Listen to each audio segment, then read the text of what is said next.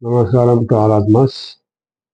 Today we are going to see God's second commandment to spread the message of peace to mankind from all religious philosophies of the world, to eradicate religious intolerance among mankind, and to bring peace to mankind and world peace. This is the objective of second commandment. In this today we are going to see from Hinduism's Patanjali Yoga Sutras.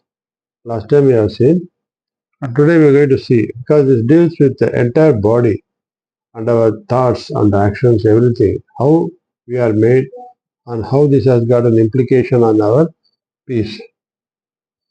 So here he says, sickness, mental laziness, doubt, lack of enthusiasm, sloth, craving for sense pleasure, false perception, despair caused by failure to concentrate, and unsteadiness in concentration. These distractions are the obstacles to knowledge.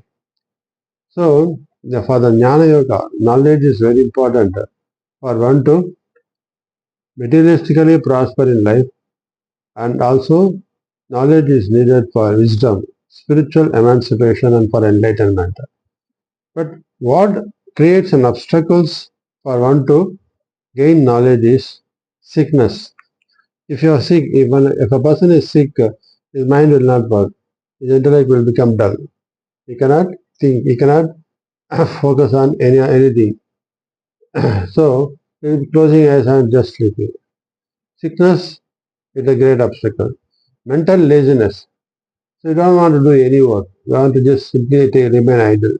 That mental laziness is the great obstacles. Doubt, whether to learn or not to learn, whether to gain knowledge or not. What is going to happen to me if I learn? So that kind of doubts and all will not allow you to gain knowledge. It's a great obstacle. Lack of enthusiasm. Enthusiasm means you should have the craveness to gain knowledge. If that is not there, you cannot gain knowledge. Because to gain knowledge, one should focus totally on the subject, whatever they want to learn. Then only they can gain real knowledge. If there is no enthusiasm, there is going to be any knowledge.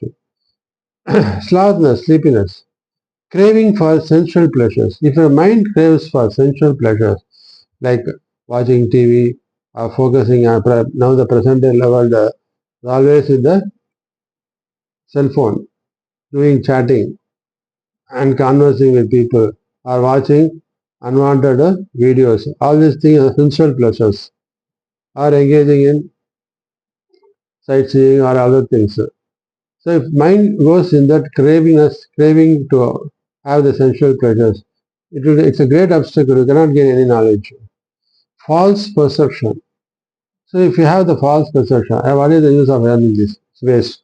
If that kind of thought comes, then you cannot able to gain knowledge. Despair caused by failure to concentrate and unsteadiness in concentration. Despair, I cannot able to concentrate to learn the subject. There is unsteadiness in the concentration.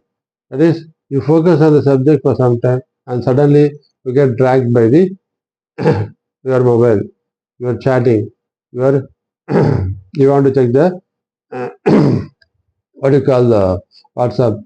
The mind get diverted. So mind is unsteady. It cannot focus on the subject. So the result, you can't gain full knowledge. Absolute knowledge needs full concentration. So these are the great obstacles to knowledge. These distractions are accompanied by grief, despondency, trembling of the body, and irregular breathing. So these distractions, what is that? Lack of concentration, doubt, that false perception, craving for sensual pleasures, mental laziness, sickness. Apart from these distractions, if these distractions are accompanied by grief. Grief means what? Suppose you are in a deep sorrow. At that time, your mind will not think of gaining knowledge. Despondency, trembling of the body, because trembling of the body happens when there is a fear in you, and your tension. All these things will not. If this is accompanied by the lack of concentration or your tiredness, all these things, and irregular breathing. Irregular breathing happens only when you are tense, you are trembling with the body. These are also create distraction knowledge. When you have irregular breathing, if your breathing is not, your body will not allow you to concentrate on the subject learn. They can be removed by the practice of concentration upon a single truth. So all these obstacles can be removed by practicing concentration upon a single truth. You have to focus on a single object, single thing. Fully focus on that. Then you can remove all these obstacles. Undisturbed calmness of mind is attained while cultivating friendliness towards the happy, compassion for the unhappy, delight in the virtues, and indifference towards the wicked. The unperturbed calmness of mind. You can attain the calmness of mind absolutely free from any perturbedness. By cultivating friendliness towards the happy. So if you are in company with a person who is happy, then you can get a peacefulness.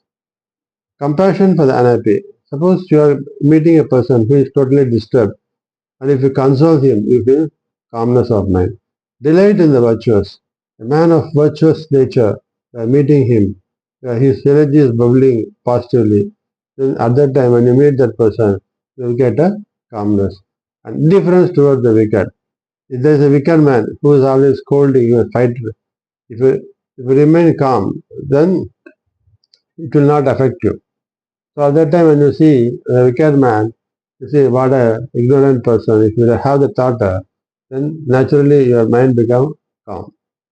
The mind may also be calm by expulsion and retention of the breath. So if you are under tense, what you can do is you can do pranayama. So by keeping take a deep breath, leave. Like this, if you do slowly inhale and exhale, then your mind become calm.